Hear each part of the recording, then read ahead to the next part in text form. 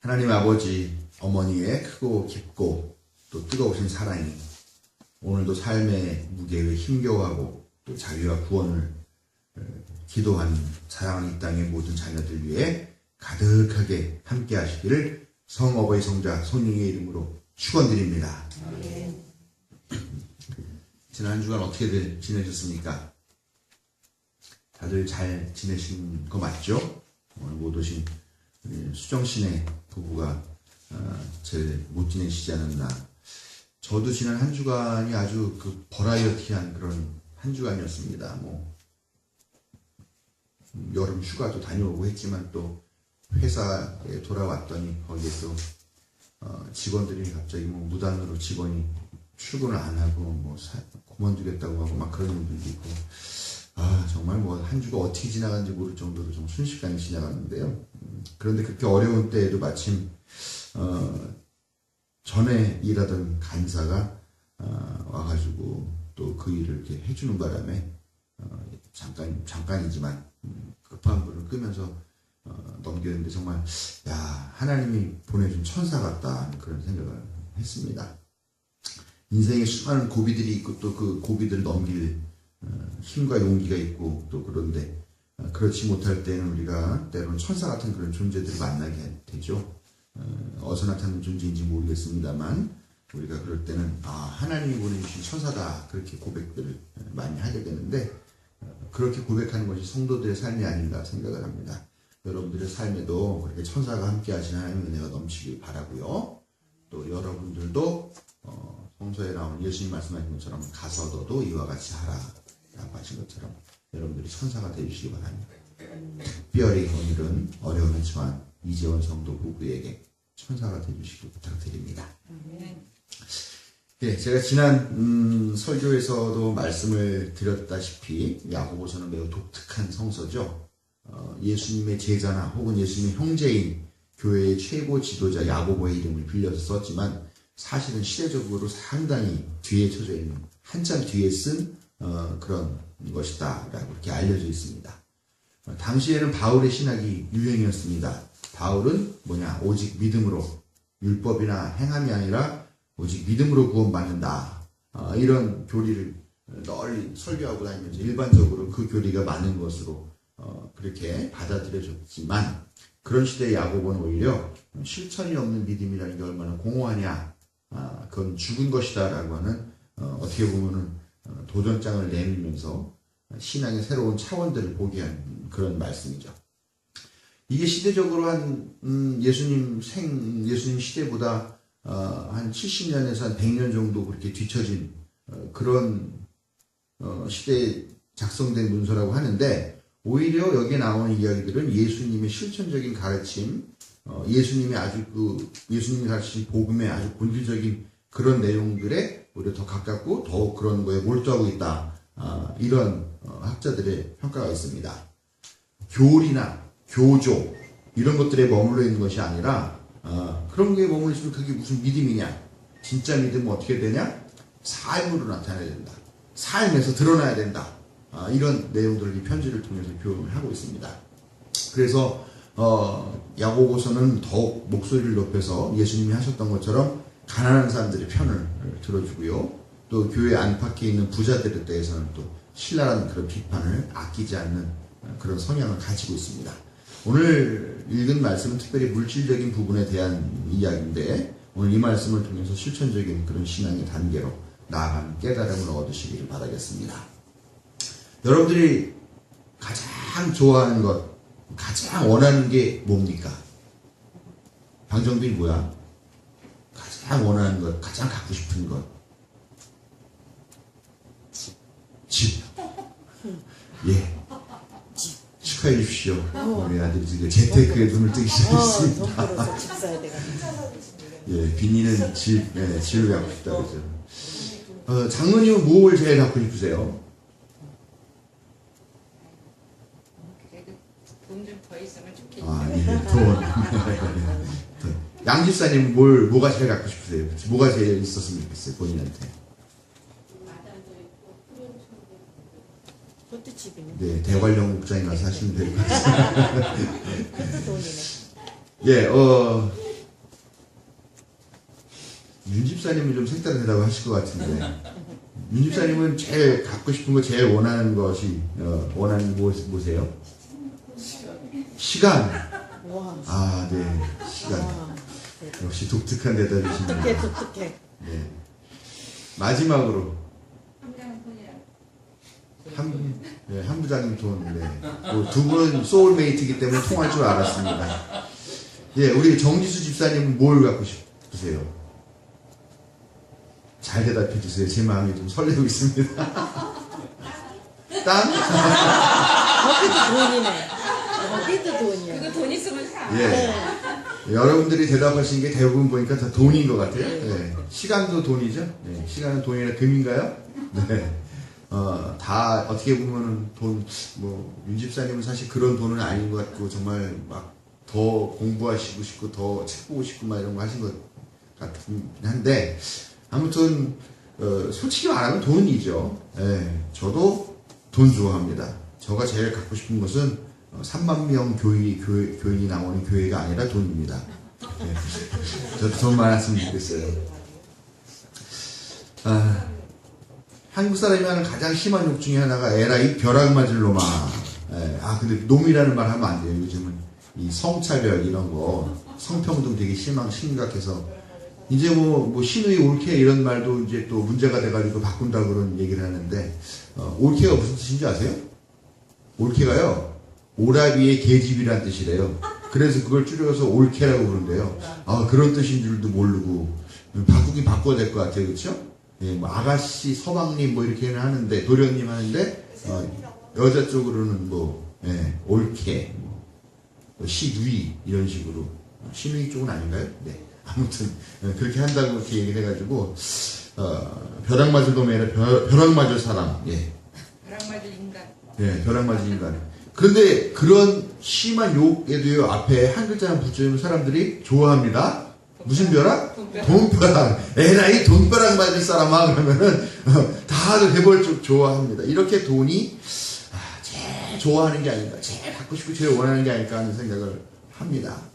돈 많이 벌려고 공부 열심히 하는 거죠. 네? 공부 열심히 해서 돈 많이 벌려고 악착같이 이 경쟁 사회에서 살아남으려고 그렇게 하는 게 돈 벌려고 그러는 거죠. 또 대기업 들어가서 막 하려고 돈 벌려고 그러는 거죠. 빨리 승진하려고 아등바등. 사실 우리가 지금 열심히 살고 뭐든지 열심히 하는 거 보면 대부분 다 돈 많이 벌려고 하는 일들이 많더라라는 것입니다. 여러분, 제가 하나님의 은혜를 받은 사람 같습니까? 은혜를 받지 못한 사람 같습니까? 오건사님의 표정이 이걸 어떻게 대답을 해야 될까? 예, 제 은혜를 받은 사람 같습니까? 안 받은 사람 같습니까? 예, 아멘. 네, 저는 받았다고 생각을 하고요. 그런데 사람들은 저를 볼 때 은혜 받은 사람 같이 생각을 안 합니다. 왜냐하면 한 20명밖에 안 나오는 조그만 교회를 담임하고 있는 가난한 목사이기 때문에 그렇죠. 교회에서도 하나님 은혜 받았다는 증거가 뭘로 해석이 됩니까? 이 사람 사업 성공했어. 이 사람 돈 잘 벌어.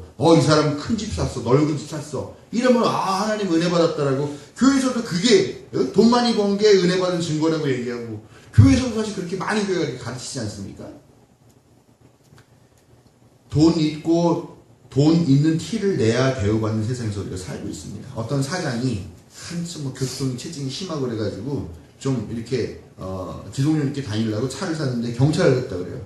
너무 편하다는 거예요. 차가 조그마니까 요리조리 싹싹 빠져다니면서 막 하는데, 문제는 빈티가 나가지고 사업이 안 된다는 거예요. 보통 바이어들을 호텔에서 만나게 되는데, 호텔 딱 가면은 거기 앞에 주차한 사람이 여기 대면 안 된다고 막 그런다는 거예요. 다른 차들은 대형 승용차 보면은 막 발레 파킹 해주면서 막 어서오십시오 막 도어맨들이 그렇게 하는데 저희 안 한다는 거예요. 그리고 바이어들도 거래하는 사람들도 자기 차를 보면서 이 사람 사업이 잘 안 되는 사람인가 보다 이런다는 거예요. 그래서 화딱지가 나가지고 최고고 제일 큰 차를 샀더니 그 다음부터는요 사업이 아주 승승장구 잘 되고요. 호텔에서도 그냥 아주 90도를 꺾어서 인사를 하고 막 그런다라는 겁니다. 돈이 최고인 세상입니다. 돈이 성공한 증거이고 또 성공의 동력인 그런 세상입니다. 솔직히 말하면 돈이 하나님 아닙니까? 이런 녹음되는 거예요. 이런 여러분, 우리가 말은 사실 그렇게 못하지만, 그러나 돈 많이 벌면 그게 하나님의 은혜를 받은 증거다. 라고 그렇게는 말하는 그런 시대를 살고 있는 것이 현실이죠. 야고보는 좀 다르게 이야기를 해야 되는데, 오늘 말씀 보니까 좀 이상하게 시작을 해요. 여기 보면은, 비천한 신도, 이렇게, 비천한 신도, 비천한 성도, 그래서 이 신도는 형제라는 그런 뜻으로 번역이 가능합니다. 신도는 우리식으로 말하면 성도죠, 성도. 거룩한 하나님의 백성, 하나님을 따르는, 예수님을 따르는 그런 사람들 말하는데요. 여기 보면 비천한 신도는 그런데 그런 뜻도 있으면서 가난한 사람을 지칭을 합니다. 가난한 사람이 비천한 사람이에요. 여러분, 가난이라는 게 단지 소유한 재산이 없다라는 것이지 비천한 건 아니잖아요. 그렇죠? 우리가 살다 보면은 정말 뭐 이렇게 비천하다는 거는 신분이나 지위가 아주 변변치 않고 보잘것없는 그런 사람인데, 우리가 보면은 가난하고 또 고결한 사람들이 있잖아요. 근데 부자에도 또 천박스러운 그런 사람들도 있더라라는 겁니다. 근데 이거를 같이 봐요. 비천한 것과 가난한 걸 같이 보면서. 분명히 가난한 것과 비천한 것은 다른데, 여기서는 같은 것을 이해하고 같은 맥락으로 설명한다는 겁니다. 그런데요, 가만히 생각해보면, 가난하면은 비천하고 비참하죠. 가난하면 신분이 낮아요, 대부분. 가난하면 또 멸시받습니다. 또 반대로 비천하기 때문에 가난하기도 하고요. 가난한 사람이 비천한 사람인 게 맞는 것 같기도 합니다. 아무튼 가난한 사람은 비천하고 미천하고 보잘것없고 별 볼 일 없는 그런 사람들이고, 왠지 범죄자들 보면 다 가난한 사람들인 것 같고, 미련한 사람들도 가난한 사람인 것 같고, 또 가난하니까 범죄를 저지르고 가난하니까 훔치고 빼앗고 한다는 그런 선입견을 보통 사람들이 하게 되더라라는 겁니다. 그렇지만 아무리 사실이 그렇다 하더라도, 아무리 그런 일이 많다 하더라도 성경이 어떻게 가난한 사람을 비천한 사람으로 그렇게 동일하게 볼 수 있느냐라는 거죠. 그것도 예수님의 가르침에 가장 가까이 있다는, 실천을 강조하고 있다는 야고보에서 어떻게 그렇게 이야기를 할 수 있느냐 하는 것입니다. 여러분, 하나님을 믿는 사람이 미천하다, 이게 말이 됩니까? 미천하다, 비천하다. 성도라는 말이 뭡니까? 성도에서 성자가 거룩할 성자였습니다. 거룩할 성자. 근데 거룩하다라는 말과 미천하다는 말, 비천하다는 말이 같이 쓰일 수가 있느냐라는 겁니다. 이거는 도대체 그런 말도 안 되는 단어의 조합인데, 야고보가 이 말을 쓰고 있다라는 것은 아마 야고보 당시에 교회 안에 그런 움직임이 있었던 것이 아닌가. 같은 교회 안에서도 가난한 사람은 미천한 사람, 비천한 사람으로 보는 그런 시각이 있었던 것이 아닌가, 저는 그렇게 한번 추측을 해봅니다. 예수님의 죽음과 또 부활과 승천, 그리고 길어봐야 100년이나 겨우 지났을 무렵인데, 그때 같은 교회에 나오는 사람들끼리 모두가 다 예수님의 보혈의 공로로 용서를 받고 구원받은 존재들임에도 불구하고 그 교회 안에서 귀와 천을 나누고 있다.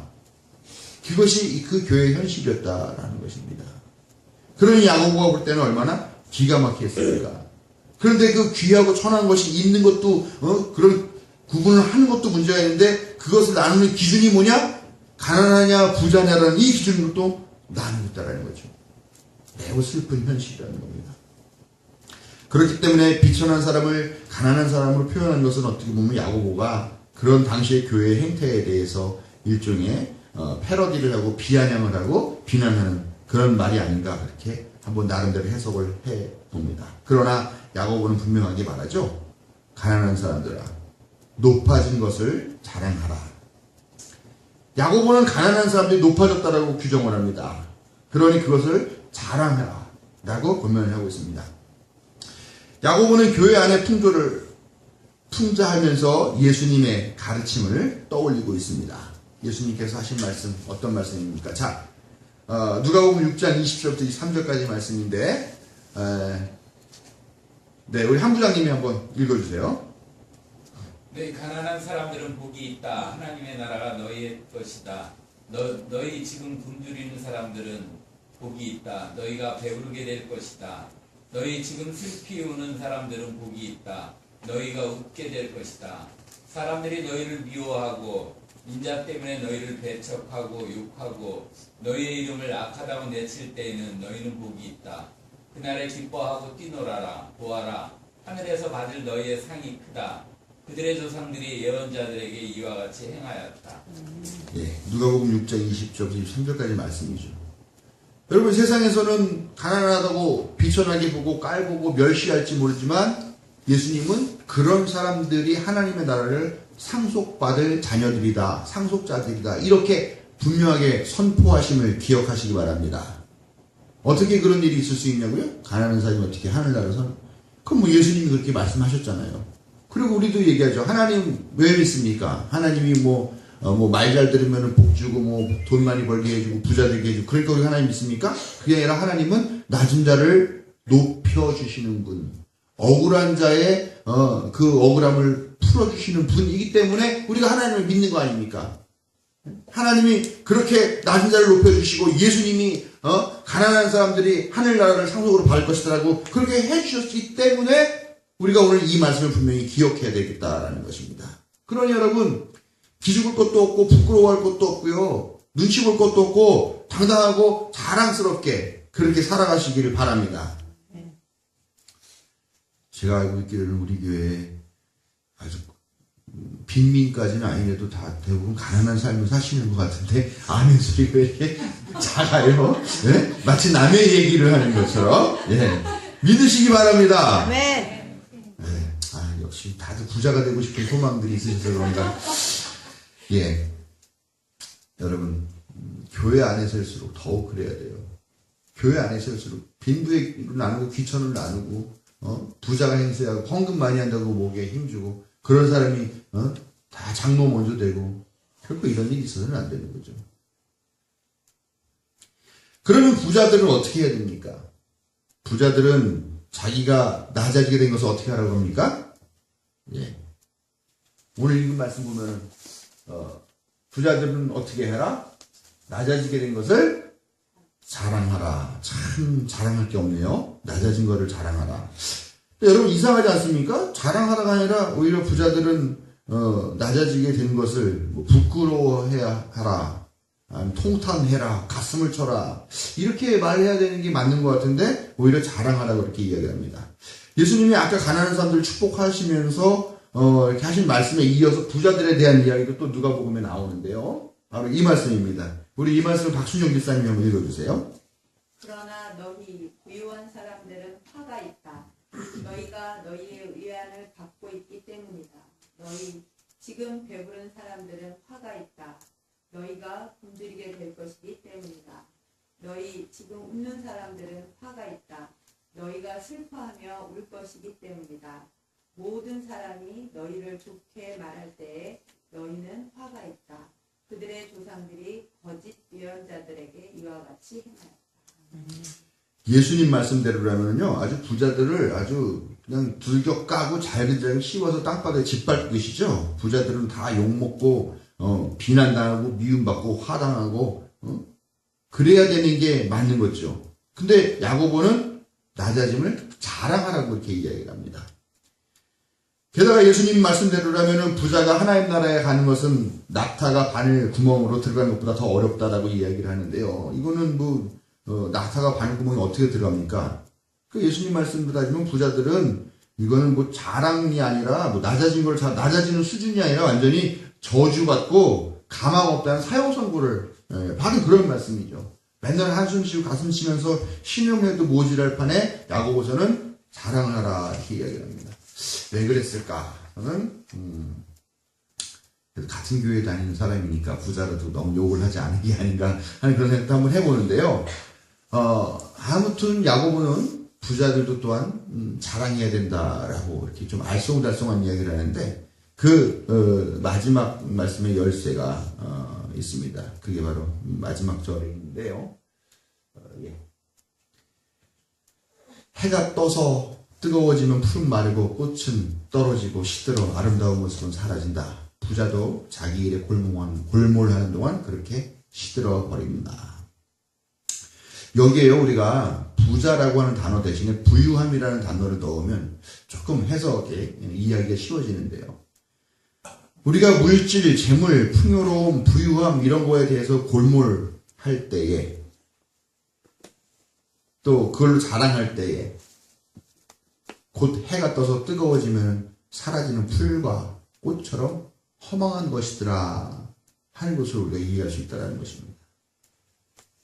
여러분, 제가 아까 예수님이 가난한 사람들에 대해서 그들을 축복하는 그런 선포의 말씀을 했는데 여러분이 아멘도 안 하셨죠? 근데 아마 제가 여러분 다 오늘 가다가 로또 하나 사십시오. 다 하나님께서 최소 500만 원 이상 주실 줄로 믿습니다. 그럼 아마 아멘 하고 소리 질렀을 거예요. 왜냐면 사지 마세요. 네.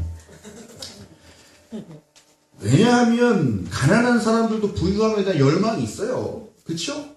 부자 되고 싶죠. 팔자 한번 고치고 싶은 그런 마음이 있습니다. 그래서 나도 좀 떵떵거리면서 살고 싶은 그런 마음이 있습니다. 부자는요, 부유함에 대한 단맛을 봤어요.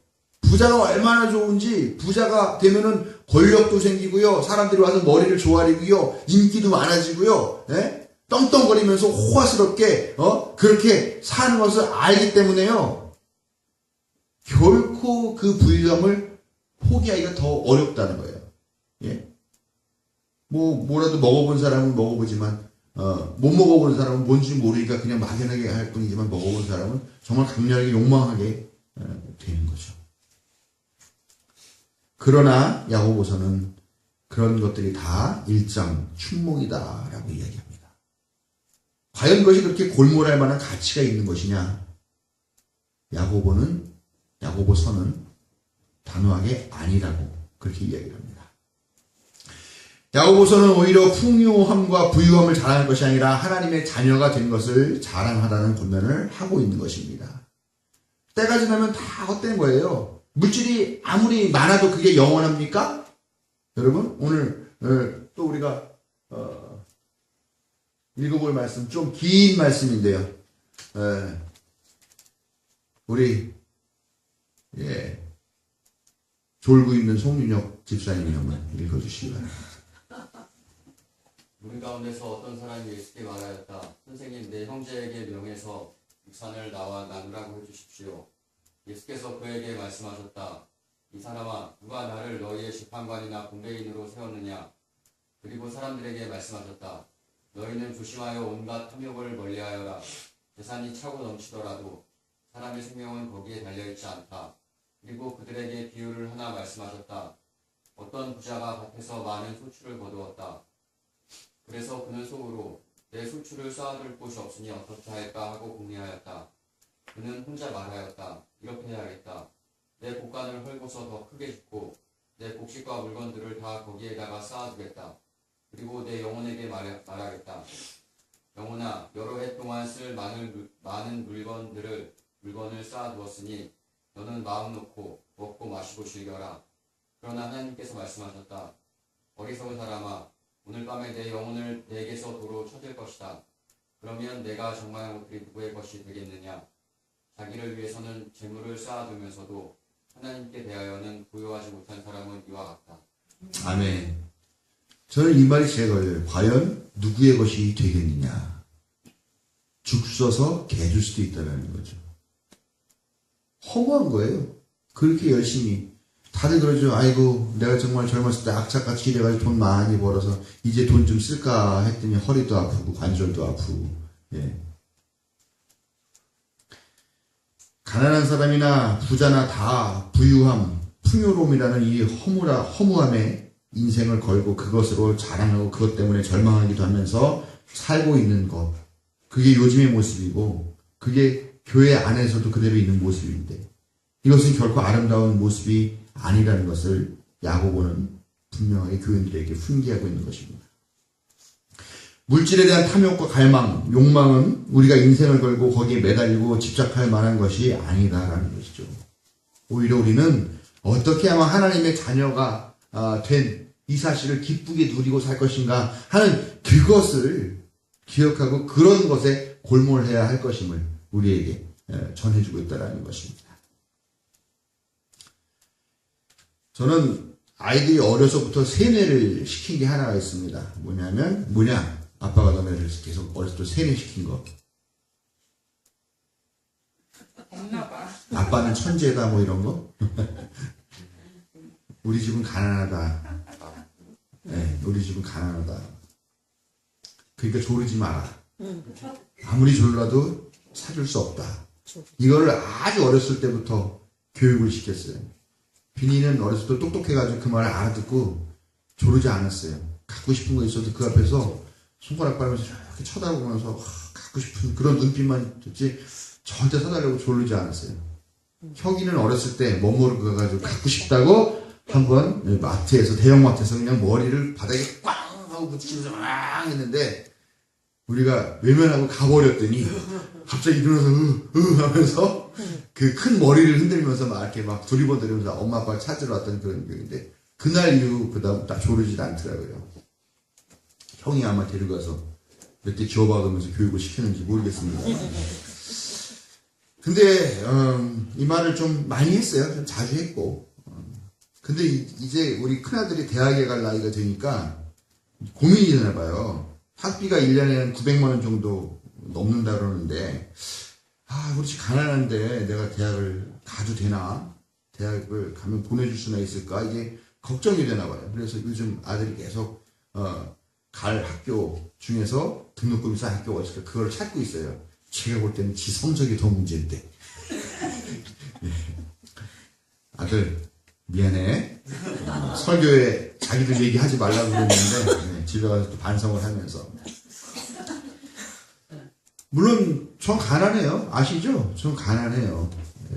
저는 지금 갖고 있는 저의 동산을 다 합치면은 뭐 차 팔고 오토바이 팔고 뭐 통장에 있는 거 다 꺼내도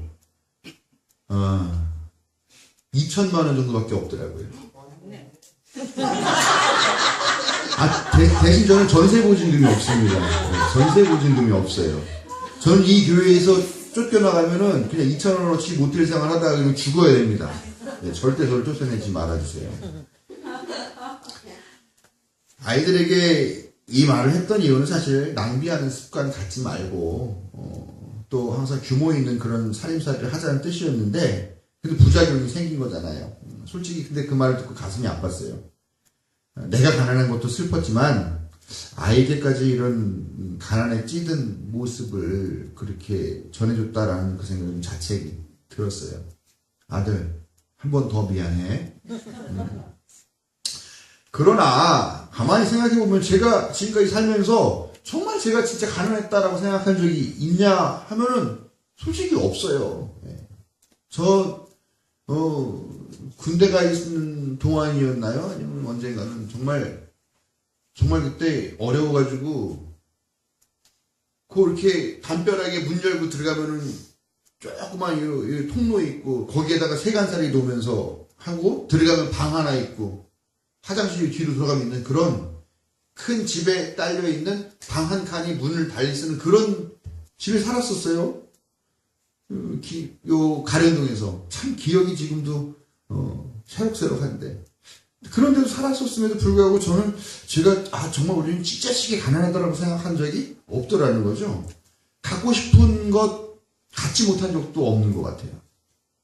물론 제가 과한 욕심을 부린 적도 없다고 얘기하긴 뭐 한두 번 정도 있긴 있었지만 그래도 그거 갖지 못했다고 막 내가 가슴이 아파가지고 막 식음을 전폐하고 낑낑이 대고 울면서 슬퍼했던 적도 없더라라는 거죠. 그러니까 제 삶은 가난하지만 가난하지 않았고 부족하긴 했지만 부족함을 느끼지 못했고 많지는 않았지만 전혀 없는 것도 아니었던 그런 삶이 아니었던가 그렇게 되돌아보게 되더라는 겁니다. 과한 욕심을 부릴 수도 없었지만 또 과한 욕심을 부리지도 않았기 때문에 제가 가난하지만 가난하지 않았던 그런 삶을 살았다 하는 생각이 들고요. 만약에 내가 가난하다는 이것 때문에 막 서러워하고 절망하고 실망하고 살았다고 한다면 지금 내 삶은 어땠을까 하는 생각을 해봐요. 그러면서 지나온 삶이 모든 것이 다 하나님의 은혜였다라고 저는 그렇게 고백을 하지 않을 수가 없다는 것입니다. 속회 속회. 참, 우리 교회에서 되게 오랜만에 들어보는 단어입니다. 속회. 어떤 교회에서 속회를 짜는데, 이렇게 좀 다 이렇게 친하게 지내게 하려 하는 목적으로 이렇게 부자인 사람들과 좀 가난한 사람들 이렇게 한 속에 넣어놨더랍니다. 근데 부자들은 맨날 모여서 골프 얘기만 하더래요. 속회하러 모여가지고. 살림이 넉넉하지 못해서 골프를 치지 못하는 사람들은 그 얘기 들으면서 이것들이 앉아가지고 뭐 지들 부자라고 자랑하는 거야. 속회까지 와서. 그러면서 부하가 치밀어가지고 속회도 때려치고 결국은 교회도 때려치게 되었다는 이야기를 들었습니다. 부자도 좀 잘못했죠. 그걸 뭘 또 없는 사람 앞에서 그렇게 티를 내고 그래요. 근데 또 생각해보면 부자가 아닌 사람도 뭐고 그래요. 그냥 뭐 그런가 보다. 쟤들은 골프 치는 게 좋은가 보다. 그러면 될 것 같은데 꼭 그럴 필요가 있었을까? 생각도 한번 해보게 됩니다. 많다고 눈꼴 사납게 생각할 것도 없고 없다고 기죽고 또 뭐 그럴 필요도 없는 게 아닙니까? 그 뭐 대수라고. 많고 적은 게 뭐가 대수라고. 뭐 건강한 게 최고죠. 요즘 뭐 이제 어떻게 보면 그보다 더 중요한 게 있죠. 바로 내가 하나님의 자녀다라는 거. 돈 많다고 의시되는 사람이 하나님의 자녀일 수 없잖아요. 가난하다고 비굴하게 사는 사람도 하나님의 자녀일 수 없습니다. 많고 적은 게 문제 아니라 어떡하면 내가 하나님의 자녀로서 품위를 누리며 그 지위를 누리며 살 것인가 하는 게 더 중요한 줄로 여러분 믿으시기 바랍니다.